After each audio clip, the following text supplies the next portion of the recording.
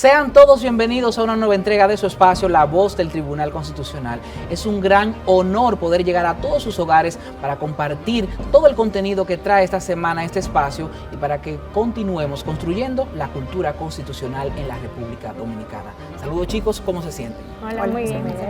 Hola, ¿cómo están ustedes? En sus casas, hola, bienvenidos a La Voz del Tribunal Constitucional para continuar incrementando sus conocimientos en materia constitucional y el quehacer del Tribunal Constitucional. Nuestro contenido impacta de manera fundamental, positiva, a nivel nacional e internacional. Y en este programa vamos a continuar juntos construyendo una cultura constitucional, de la mano de la Constitución, del quehacer de nuestro Tribunal Constitucional, de los reportajes de contenido histórico y patriótico que realzan los valores de la dominicanidad. Compañeros, y a ustedes, amigos televidentes, gracias por hacer sintonía en este su espacio, La Voz del Tribunal Constitucional. Y esta semana, como siempre, con un contenido de primera. En la entrevista nos acompaña el historiador y escritor Manuel Núñez, con quien estaremos conversando acerca de la expedición del 14 de junio. Y en el reportaje, el movimiento 14 de junio, liderado por Manolo Tavares Justo. Compartiremos además nuestros acostumbrados segmentos, Vivir en Constitución, efemérides constitucionales, artículo de la Constitución y mucho más. Pero chicos, es momento oportuno para pasar al segmento de las noticias a cargo de nuestro compañero Tomás Marte. Hola Tomás, ¿cómo estás? Ada, gracias. Saludos compañeros y a ustedes que nos sintonizan semana tras semana en La Voz del Tribunal Constitucional. Para mí es un privilegio informarles. Comencemos de inmediato. El Tribunal Constitucional dejó en estado de fallo 10 expedientes de acción directa de inconstitucionalidad en una audiencia celebrada en la Sala Augusta de la Suprema Corte de Justicia. El Pleno declaró de urgencia en estado de fallo el expediente TC-01-2019-0013 en el que accionó el Partido Revolucionario Socialdemócrata PRSD y se concedió un plazo de 2 días calendario para que el accionante y la contraparte ampliaran el dispositivo de sus conclusiones. La Alta Corte también declaró de urgencia y en estado de fallo el expediente TC-01-2019-0007 en el que la Fundación Prensa y Derecho Incorporada y Nanfi Rodríguez, quien se representó a sí mismo, atacaron el artículo 284, numeral 18, de la Ley número 1519, orgánica del régimen electoral del 2019.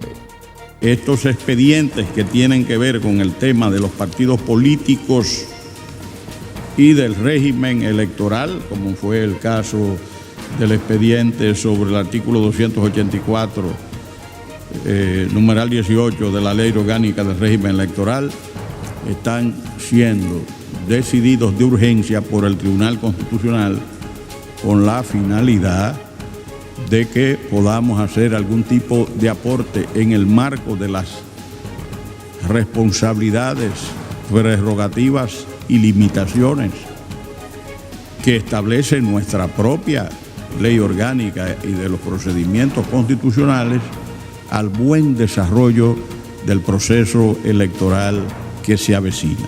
Por eso tenemos otra audiencia en este mes, el día 21 de los corrientes. También fue declarado en estado de fallo el expediente de C-01-2019-0003, en el que la Defensora del Pueblo atacó los artículos 7 y 8 del decreto 398-03, que crea e integra el Patronato Cueva de las Maravillas, dictado por el Poder Ejecutivo en el 2003. El órgano jurisdiccional declaró en estado de fallo el expediente TC-01-2019-0004, en el que la empresa Avloc Dominicana S.R.L. atacó el laudo arbitral número 1606-282, emitido por el Centro de Resolución Alternativa de Controversias de la Cámara de Comercio y Producción de Santo Domingo Incorporado en 2018.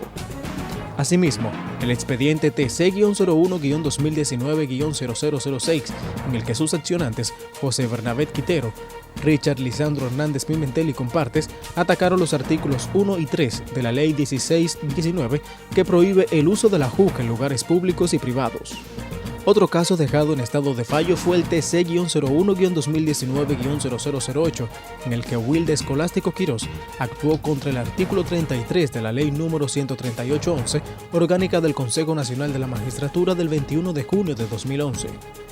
Quedó en igual situación el expediente TC-01-2019-0009, en el que accionó la Asociación Nacional de Agencias Distribuidoras de Vehículos incorporado a ANADIVE contra los artículos 1 y 2 de la Resolución Municipal número 2196 del 1996, dictada por la Alcaldía del Distrito Nacional, los cuales regulan el cobro de arbitrios por concepto de utilización de rampas de acceso. Los jueces también declararon en estado de fallo los expedientes TC-01-2019-0010, TC-01-2019-0011 y TC-01-2019-0012 presentados por los accionantes Cámara Minera Petrolera de la República Dominicana, Robert García, así como Juan Manuel García Gómez y Miguel Ángel Rodríguez, respectivamente. Amigos, y el Tribunal Constitucional dio a conocer durante una rueda de prensa todos los detalles de lo que será el tercer taller Periodismo con Perspectiva de Género, que se realizará en la región este del país. Al ofrecer las palabras principales, la magistrada Bert Marcos destacó la importancia de esta actividad, que obedece al compromiso de la Alta Corte de promover la igualdad y prevenir toda forma de violencia contra la mujer, especialmente desde los medios de comunicación. Esta rueda de prensa se realiza con la finalidad de procurar el apoyo de los medios y comunicadores del Este, a fin de que por su intermedio se difunda y a la vez sirva de convocatoria para el tercer taller internacional de periodismo con perspectiva de género que realiza el Tribunal Constitucional a través de la Unidad de Igualdad de Género, que se celebra con el objetivo de sensibilizar a profesionales del periodismo y la comunicación para crear espacios de conciencia que impulse un ejercicio periodístico con responsabilidad social, apegada a la protección de los derechos fundamentales, el respeto a la dignidad humana de las víctimas. La representación de la mujer en los medios de comunicación, el sexismo en el lenguaje de las noticias, los estereotipos de género y las recomendaciones para el tratamiento de la violencia contra la mujer en los medios locales son algunos de los temas a tratar en este taller internacional que se desarrollará en la región este. Sin lugar a dudas, uno de los principales problemas que han estado impidiendo la representación equitativa y sin estereotipos de las mujeres en los medios de comunicación es la persistencia de una concepción patriarcal que permea a la sociedad, al Estado y a los medios de comunicación. En los medios de comunicación, el patriarcado se concreta en una utilización de la imagen de la mujer que muchas veces es violenta y cargada de prejuicios y estereotipos, así como un manejo inadecuado del lenguaje. Participarán como expositoras internacionales Juana Gallego Ayala, catedrática de la Universidad Autónoma de Barcelona, Susana Guerrero Salazar, profesora de lengua de la Universidad de Málaga, y la periodista argentina Silvina Molina, especialista en temas de género. Se arman unas mesas ricas de trabajo, una participación activa de todos los participantes y se arman unos jaleos también porque hay puntos de vista distintos. Y lo importante que el taller tiene es generar un espacio de reflexión, no buscar culpables, no decir por qué la prensa es cómplice o no lo es, sino qué estamos haciendo, a veces por desconocimiento, a veces porque tenemos un chip cultural que nos permea en el ejercicio de todas las profesiones. O sea, eso es normal y eso es lo que nosotros procuramos, que vayamos a tocar fondo. Del país también tomarán parte como expositoras la magistrada Ana Andrea Villa Camacho, directora de la Dirección de Violencia de Género de la Procuraduría General de la República, y los periodistas Adalberto Grullón, director de Centros Informativos de Antillas, y Rosana Figueroa, corresponsal en la región este. Para participar en este taller libre de costo, los periodistas deben llenar el formulario de inscripción disponible en la página web www.tc.gov.do y remitirlo al correo electrónico periodistas@tc.gov.do. Estas y otras noticias ampliadas a través de nuestra página web www.tc.gov.do. Allí puede encontrar los textos constitucionales, las sentencias y mucho más. Compañeros, hasta aquí este resumen informativo de su espacio La Voz del Tribunal Constitucional. Muchísimas gracias, Tomás, por las informaciones. Ustedes no se separen de las pantallas porque continuamos con La Voz del Tribunal Constitucional.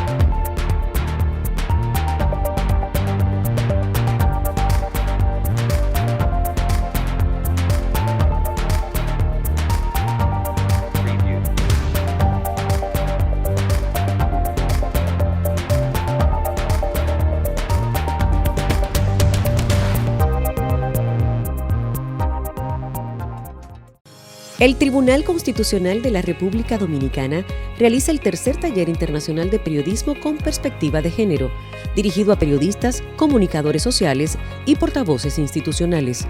Con la participación de especialistas nacionales e internacionales, este taller tiene como objetivo lograr una sensibilización sobre el periodismo con perspectiva de género, para manejo adecuado de informaciones relacionadas a la violencia contra la mujer. A celebrarse los días 4 y 5 de julio del 2019, para completar el formulario de inscripción y obtener más información, acceda a nuestro portal web www.tc.gov.do.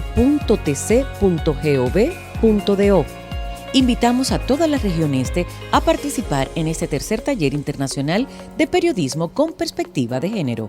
Tribunal Constitucional de la República Dominicana, Constitución y Felicidad. Los derechos fundamentales constituyen un sistema de principios y valores que promueven la vida jurídica de las personas para su pleno desarrollo y la existencia de una vida humana justa y tranquila. El derecho a la igualdad es un derecho fundamental. Todas las personas son iguales ante la ley.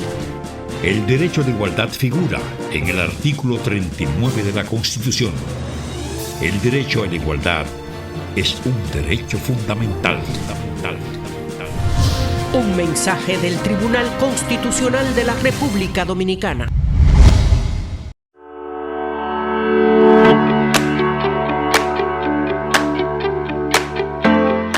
Estamos hablando de igualdad para acceder a todos los puestos de la nación, que haya un lenguaje inclusivo, que haya una forma distinta de presentar las noticias que ponen señoras, mujeres y niñas. Muchos discursos de los medios de comunicación están llamados a transformarse, para transformar con ese discurso también el mensaje, y ese mensaje poco a poco va a ir transformando a cómo la sociedad ve las cosas. Pero se arman unas mesas ricas de trabajo, una participación activa de todos los participantes, y se arman unos jaleos también porque hay puntos de vista distintos.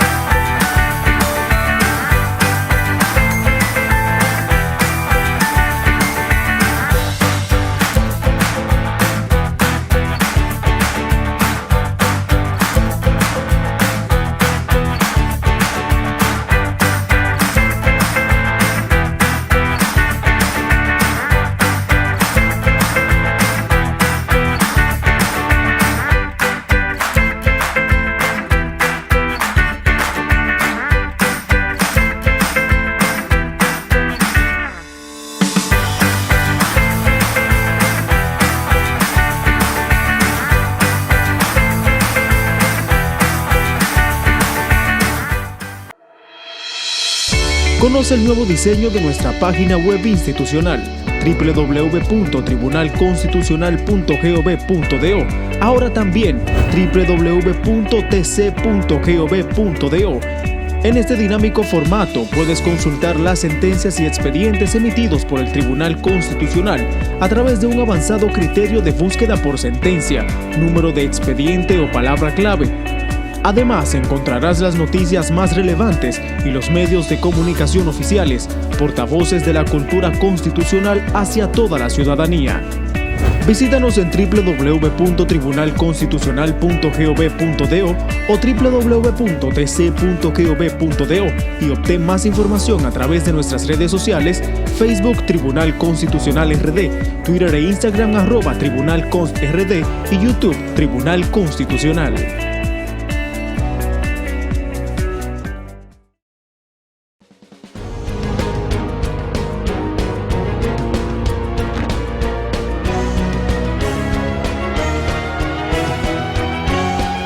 Artículo de la Constitución. Artículo 159. Atribuciones. Son atribuciones de las Cortes de Apelación: 1. Conocer de las apelaciones a las sentencias de conformidad con la ley. 2. Conocer en primera instancia de las causas penales seguidas a jueces de primera instancia o sus equivalentes, procuradores y fiscales titulares de órganos y organismos autónomos y descentralizados del Estado, gobernadores provinciales, alcaldes del Distrito Nacional y de los municipios. Y 3, conocer de los demás asuntos que determinen las leyes.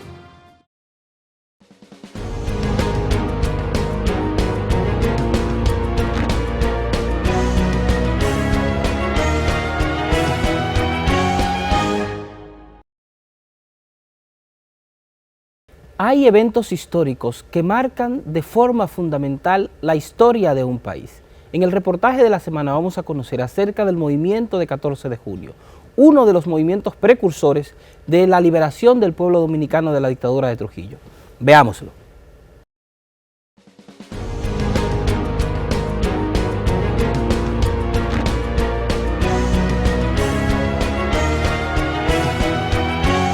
El reportaje.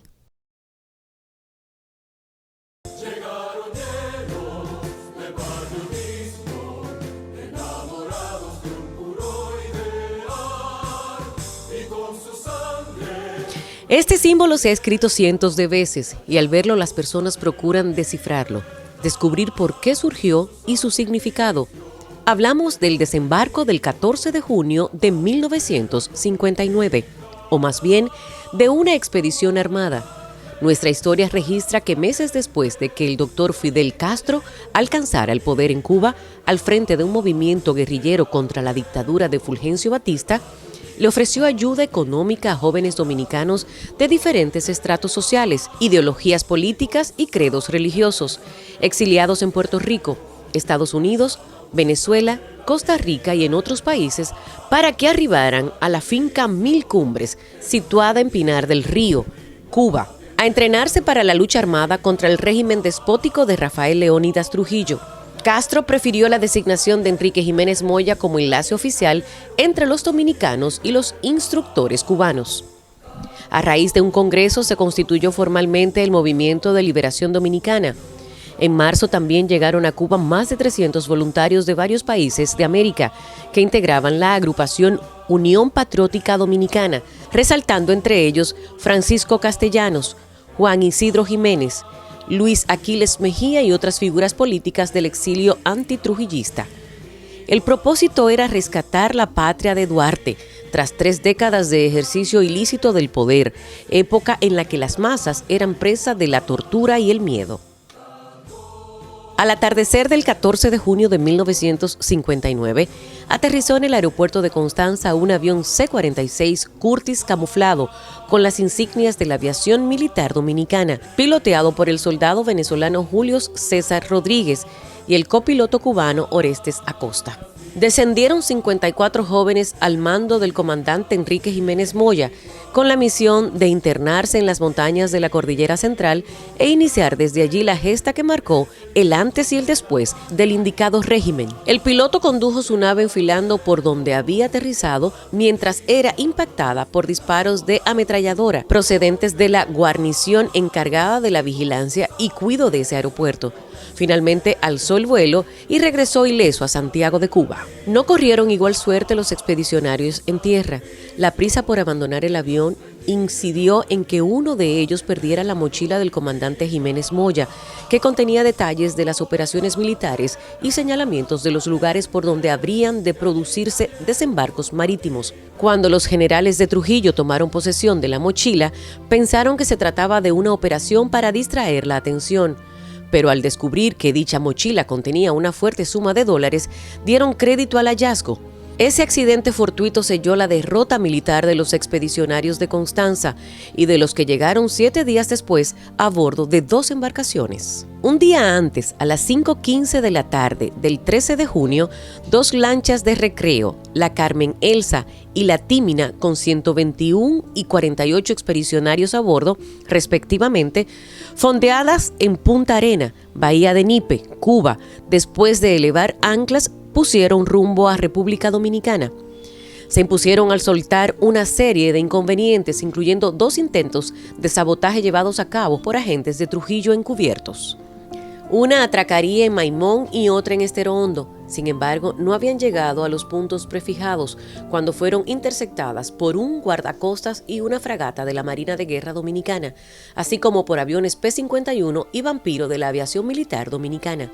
La Carmen Elsa fue hundida en Maimón por los cañones hispano-suizos de la fragata 103, en tanto que la Tímina logró penetrar por Estero Hondo. De la primera resultó muerta la mayoría de su tripulación, incluyendo el comandante de la expedición, el doctor José Horacio Rodríguez.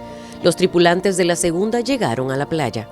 Casi todos fueron asesinados bajo órdenes del hijo mayor del tirano, general Rafael Leónidas Trujillo Martínez. Ahí quedó el propósito de 3 desembarcos sincronizados que habrían de permitir el establecimiento en tierra dominicana de un gobierno del exilio antitrujillista.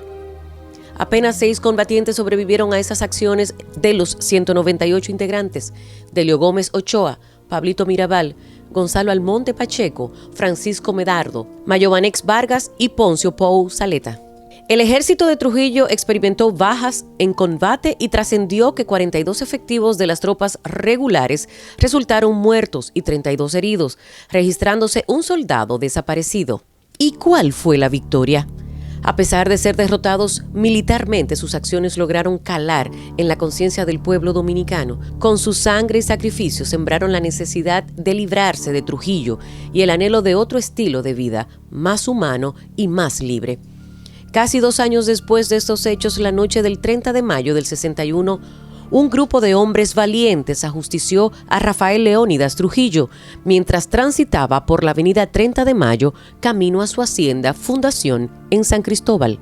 Los combatientes por la libertad eran de diferentes nacionalidades, predominando naturalmente los dominicanos. Los extranjeros fueron 22 cubanos, 13 venezolanos, 5 puertorriqueños, 2 españoles, 2 norteamericanos y un guatemalteco.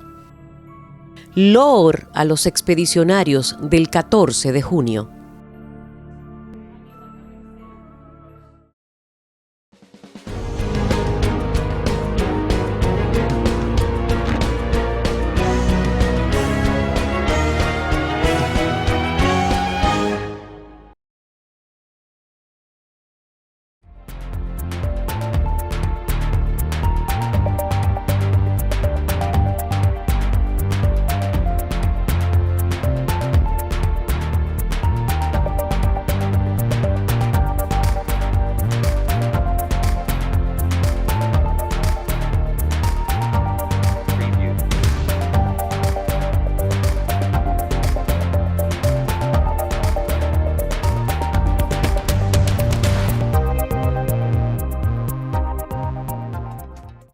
El Tribunal Constitucional de la República Dominicana realiza el tercer taller internacional de periodismo con perspectiva de género, dirigido a periodistas, comunicadores sociales y portavoces institucionales.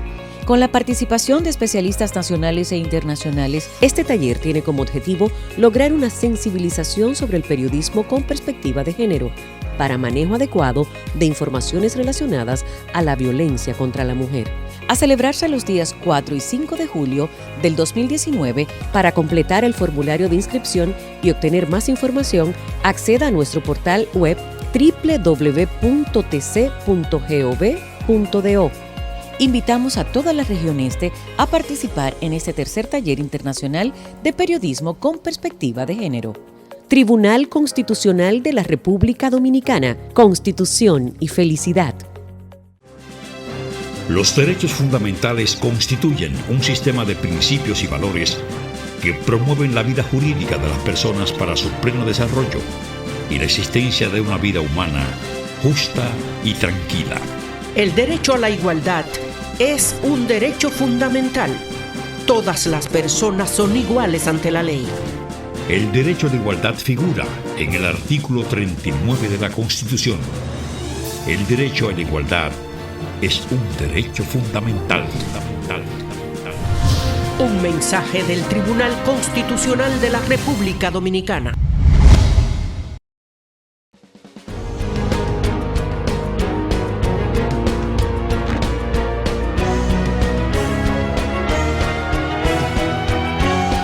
La entrevista. Amigos, continuamos con más de su espacio La Voz del Tribunal Constitucional y a continuación en la entrevista conversamos con un invitado muy especial. Es historiador, escritor y profesor de literatura de la Universidad Autónoma de Santo Domingo UAS y la Universidad Tecnológica de Santiago UTESA. Con él vamos a conversar sobre la expedición del 14 de junio. Bienvenido, doctor Manuel Núñez, a este espacio La Voz del Tribunal Constitucional. Muchas gracias, estoy para servirle a ustedes, que ustedes dispongan. Un honor para nosotros tenerlo aquí. A mí también. Doctor, muchísimas gracias por acceder a esta entrevista. Agradecemos su presencia para iniciar una serie de preguntas de acuerdo a la expertise que usted tiene. Yo quisiera saber cuál fue el origen del movimiento de la liberación dominicana.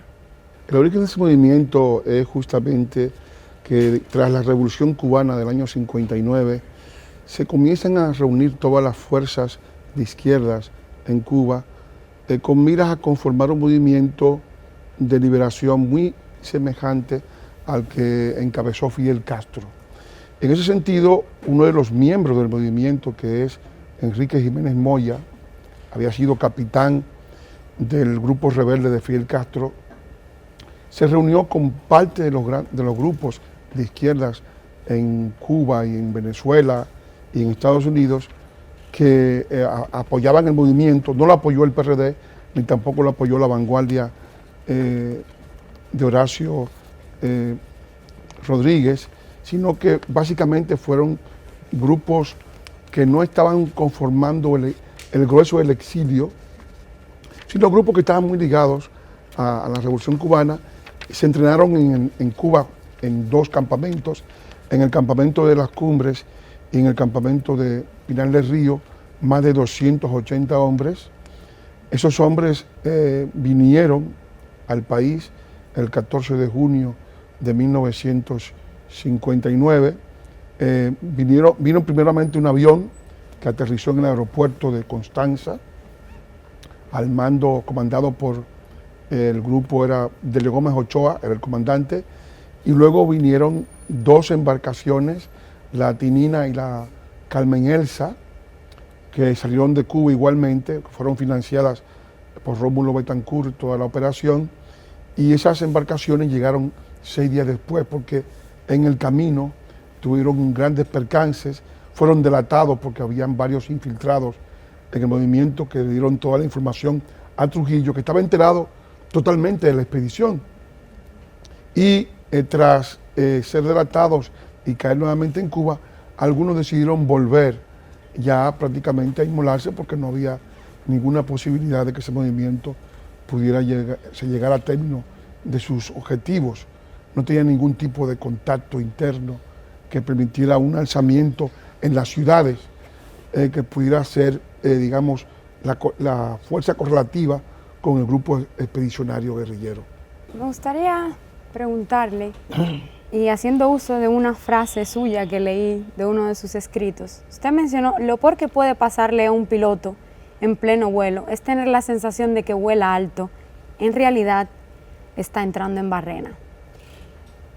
Utilizo su frase porque siempre he tenido la duda hasta qué punto esa intervención fue imprudente, la llegada.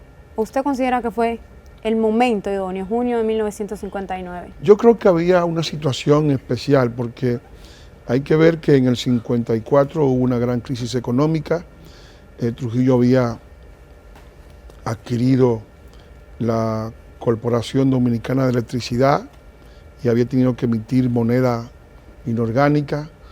Igualmente hubo otra situación difícil en aquel momento tras la celebración de los 25 años de la dictadura, y todo eso tenía el país sumido en una crisis, pero al mismo tiempo existía un movimiento continental, se puede decir, favorable al derrocamiento de las dictaduras.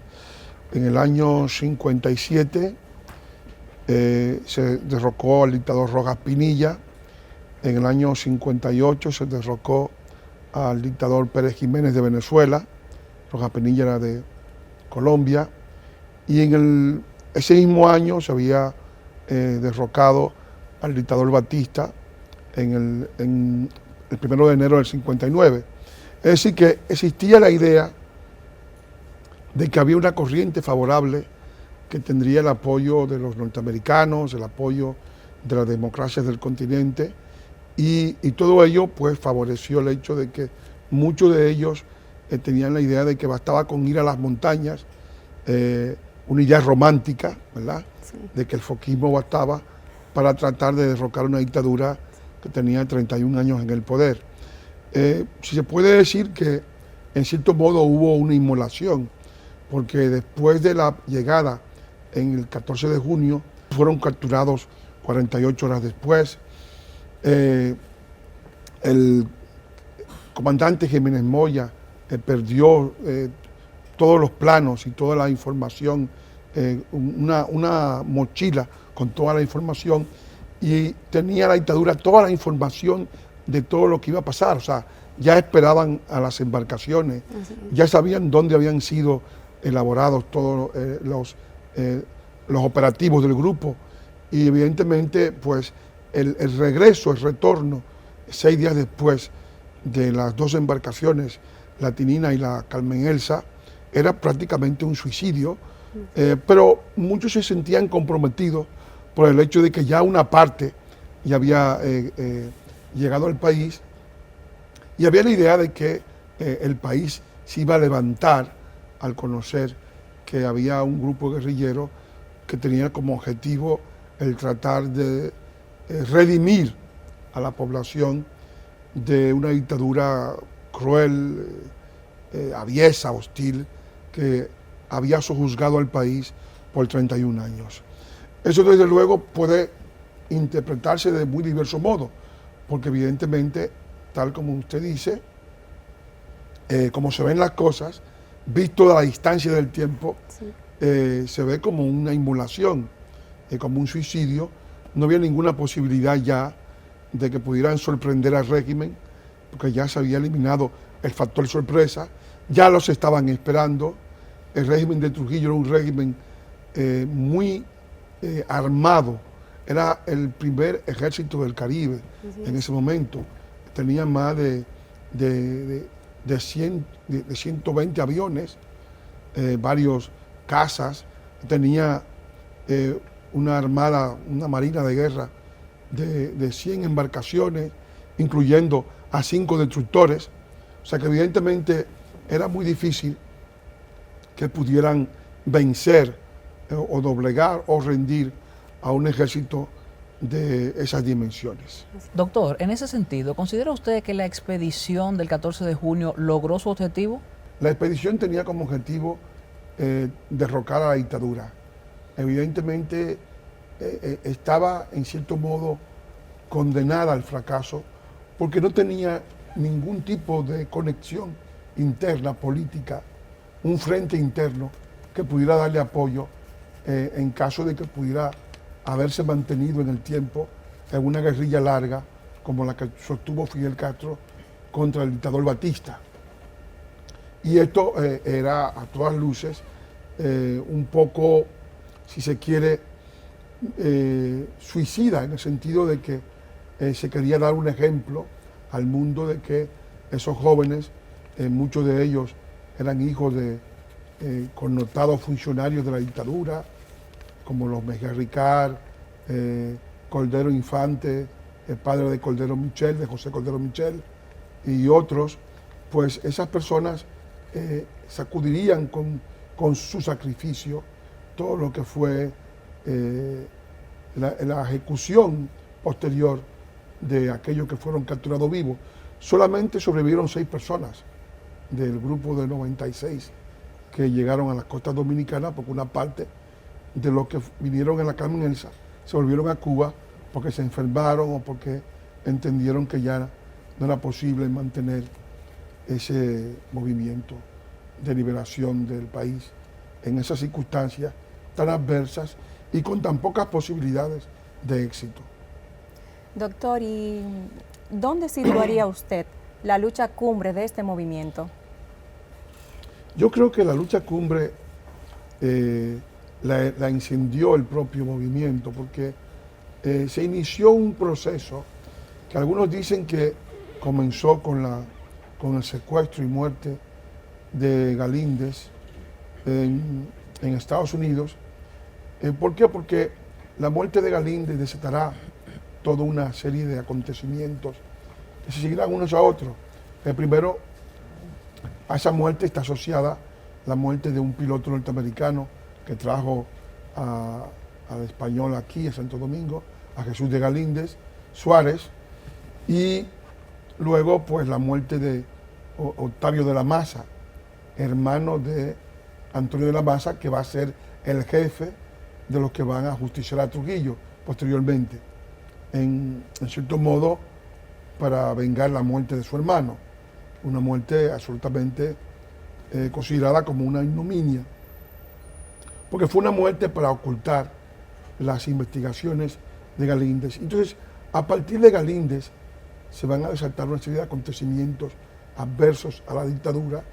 En el mismo año del 59, el intelectual Ramón Marrero Aristi va a hacer unas declaraciones a TACSUL relacionadas con todas estas operaciones que le van a causar la muerte, porque al hacerlas Trujillo decidió eliminarlo, siendo él secretario de Estado de Trabajo en aquel momento. Es decir, que es un conjunto de acontecimientos, pero naturalmente que el de mayor importancia y el de mayor relevancia histórica fue la expedición del 14 de junio, porque esa expedición demostró que había un grupo de dominicanos, que había un exilio dispuesto al sacrificio para tratar de derrocar a la dictadura de Trujillo. Hubo antes 2 expediciones que también fracasaron. La expedición del año 47 de Cayo Confite, que fue delatada y que tuvo que devolverse, no llegó a tierra dominicana, y la expedición del 49 de Luperón, que llegaron en un hidroavión, un grupo de dominicanos, pero no pudo encender la mecha de la liberación del pueblo dominicano en ninguno de los otros 2 casos. Pero el 59 fue, digamos, la expedición de mayor envergadura, porque tenía un gran apoyo internacional, tenía el apoyo de Rómulo Betancourt. Al año siguiente Trujillo va a hacer el famoso atentado contra Rómulo Betancourt en Venezuela, atentado que va a hacer que la dictadura sea aislada en todo el continente, porque todos los países, incluyendo los Estados Unidos, van a romper relaciones con Trujillo. Y esto, desde luego, va a marcar el fin, un fin trágico, un fin terrible, porque en ese mismo año se producen las muertes de las mártires, las hermanas Mirabal.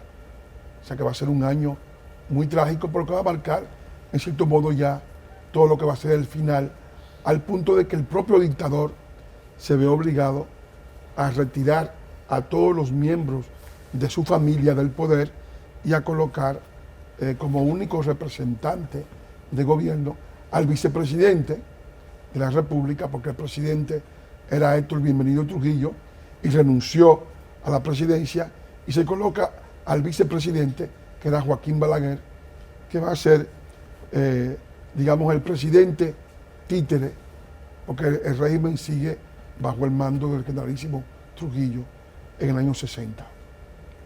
Doctor, ¿quién o quiénes se entiende que traicionó al grupo de expedición? Bueno, hubo varios traidores, todos son conocidos. El tripulante griego que manejaba la Carmen Elsa, Theodorakis, trabajaba o tenía conexiones con Trujillo. Igualmente algunos de los cubanos dieron la información a Trujillo, fotografías y todo tipo de información sobre la expedición.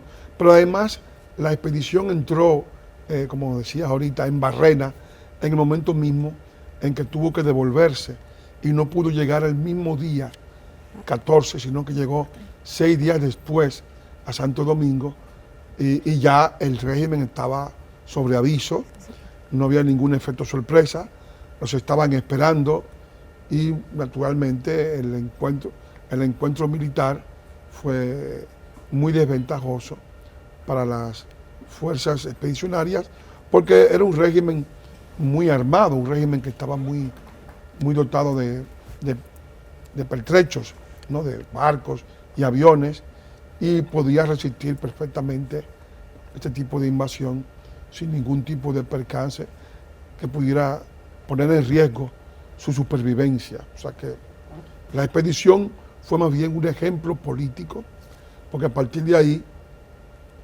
nace el movimiento 14 de junio, que es un movimiento político que encabeza Manolo Tavares Justo, y el año siguiente se produce la develación de todo lo que es las estructuras políticas de ese movimiento, que tenía conexiones con Cuba y con el grupo del Movimiento de Liberación Dominicana, y ese movimiento pues va a ser muy importante tras la caída del régimen de Trujillo.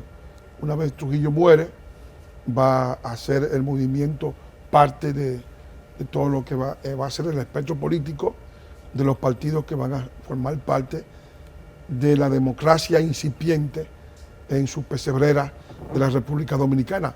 El 14 de junio, la Unión Cívica Nacional, van a ser esos dos, y el PRD, que viene al país el 5 de julio del 61, van a ser los partidos que van a formar parte de ese espectro político de un país ya no gobernado por una mano férrea y un partido único, sino un país pluripartidista, como ocurre en todas las democracias. Doctor, ¿qué fue la guerrilla y cuál fue el rol que jugó el movimiento 14 de junio en la gesta de abril del 1965? Bueno, el 14 de junio fue un movimiento que nace tras la expedición del 14 de junio del 59, pero como movimiento político comienza a operar a partir del 61, y su primera acción real se produce en el año 63, tras el derrocamiento del gobierno de Juan Bosch. En ese año, ese movimiento se levanta. Bosch es derrocado el 25 de septiembre y ellos se levantan en noviembre a las montañas de las Manaclas. Es un levantamiento que quiere simbolizar una rebelión en contra del golpe de Estado ilegal hecho contra el presidente Bosch.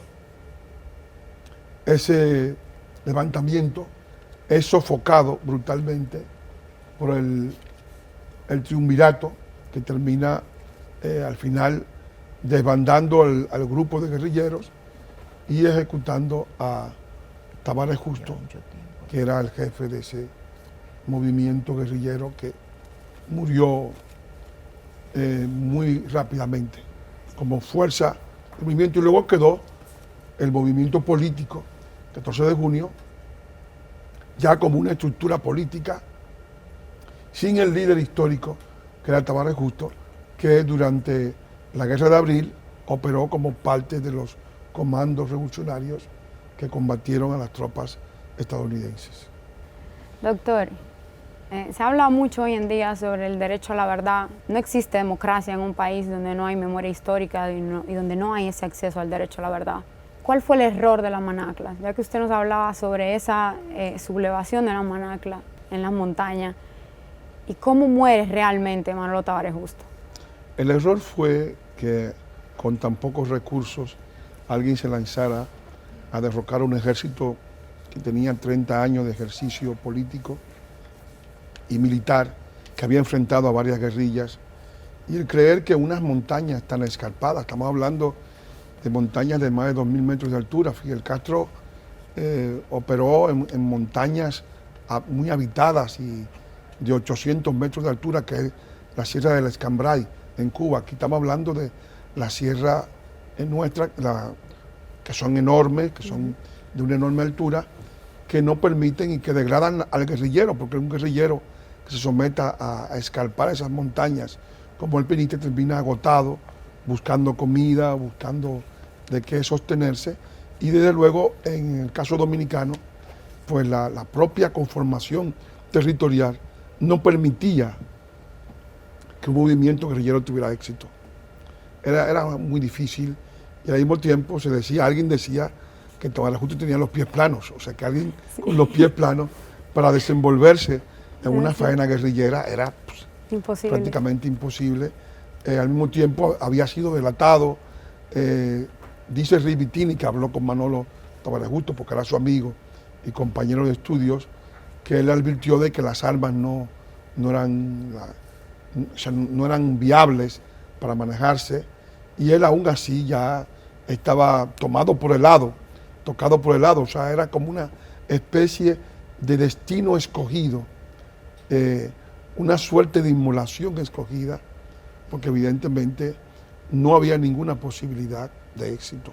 Yo pienso que su vida hubiera sido mucho más fructífera de haber operado en la vida política, porque era un líder político muy importante y tenía muchos seguidores, y eso pues hubiera sido mucho más útil como político que como guerrillero, porque políticamente el país careció de hombres de la honestidad, de la entereza, de la entrega de Manolo Tavares Justo.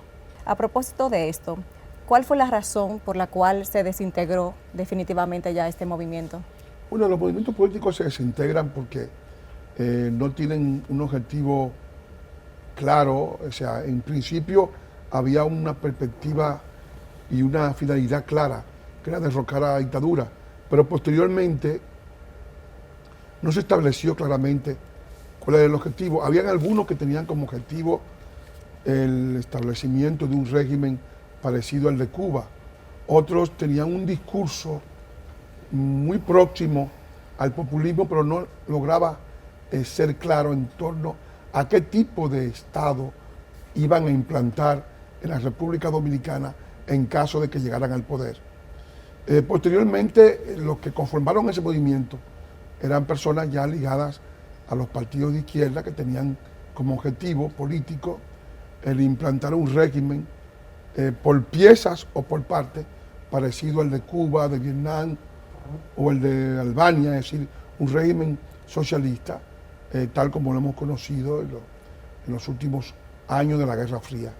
Eso desde luego terminó disolviendo, porque esos propósitos no eran tan populares como se creía que eran los otros, que era el tratar de ponerle punto final a una dictadura.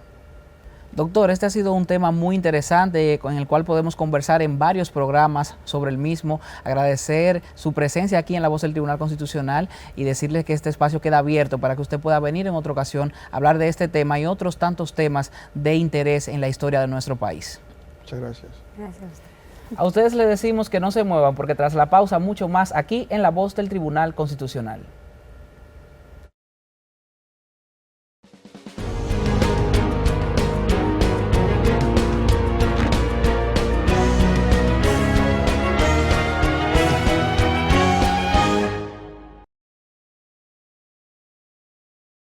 El Tribunal Constitucional de la República Dominicana realiza el tercer taller internacional de periodismo con perspectiva de género, dirigido a periodistas, comunicadores sociales y portavoces institucionales. Con la participación de especialistas nacionales e internacionales, este taller tiene como objetivo lograr una sensibilización sobre el periodismo con perspectiva de género, para manejo adecuado de informaciones relacionadas a la violencia contra la mujer. A celebrarse los días 4 y 5 de julio del 2019, para completar el formulario de inscripción y obtener más información, acceda a nuestro portal web www.tc.gov.do. Invitamos a toda la región este a participar en este tercer taller internacional de periodismo con perspectiva de género. Tribunal Constitucional de la República Dominicana, Constitución y Felicidad.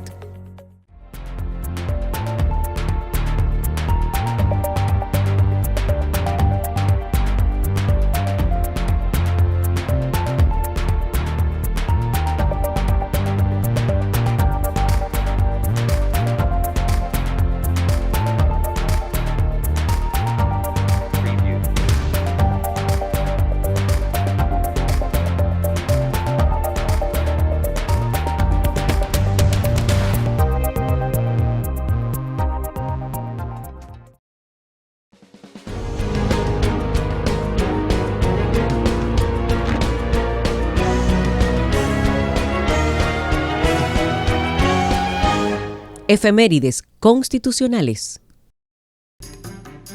El 11 de junio de 1929 se instala la Asamblea Revisora, presidida por el licenciado Porfirio Herrera, representante por la provincia de San Pedro de Macorís, con la finalidad de introducir la segunda reforma al texto supremo de aquel año 1929. Razones de urgencia habían determinado la anterior reforma de enero de 1929. Estaba limitada a la modificación del artículo 3 del texto sustantivo anterior, el cual decía, entre otras cosas, lo siguiente: el territorio de la República Dominicana, incluso el de las islas adyacentes, es y será inalienable. Sus límites, que comprenden todo lo que antes se llamaba parte española de la isla Santo Domingo y de las islas adyacentes, son por tanto, por el lado de occidente, los mismos que en virtud del Tratado de Aranjuez de 1777 lo dividían en 1793 de la parte francesa. Esto motivó que poco tiempo después se creara una comisión de reforma interparlamentaria, integrada por 3 senadores y 4 diputados, para que prepararan la revisión constitucional, tomando en cuenta la opinión de magistrados del orden judicial y de reconocidos juristas. Instalada la Asamblea Revisora bajo la presidencia del licenciado Porfirio Herrera, se nombró una comisión redactora del proyecto compuesta por los licenciados Pedro Troncoso, Roberto Mejía, Enríquez Estridels, Clodomiro Mateo, y así como por los señores Eliseo Alfau Pérez y José A. Hungrías. El 17 de junio de 1929 la referida comisión presentó el proyecto de reforma conjuntamente con la exposición de motivos. Al siguiente día, el 18 de junio de 1929, se dio inicio a la primera lectura y discusión del proyecto de reforma, y el 20 del mismo mes y año, el texto supremo quedó reformado. El proceso de reforma constitucional culminó y la nueva versión de la Carta Sustantiva fue proclamada ese mismo día, 20 de junio de 1929. El nuevo texto sustantivo fue publicado en la Gaceta Oficial número 4108 de fecha 25 de junio de 1929. Este texto mantuvo vigencia de 5 años hasta la reforma de 1934.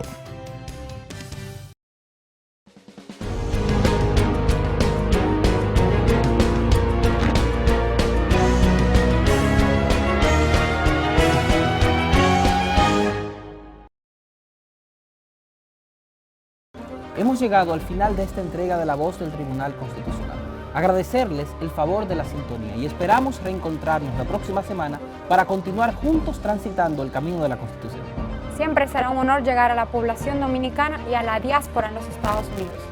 Nos reencontramos la próxima semana, no sin antes recordarles sobre la apertura del Diplomado en Derecho y Procedimientos que realizará esta Alta Corte el próximo miércoles 19 en colaboración con la Universidad Autónoma de Santo Domingo y la Policía Nacional, la cual se llevará a cabo en los salones de la Policía Nacional con la conferencia a cargo de nuestro compañero Félix Tena.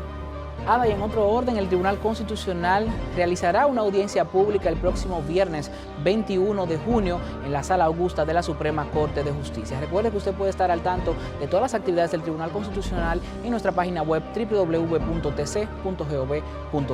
Nosotros nos reencontramos la próxima semana en una nueva entrega de su espacio, La Voz del Tribunal Constitucional. Hasta la próxima.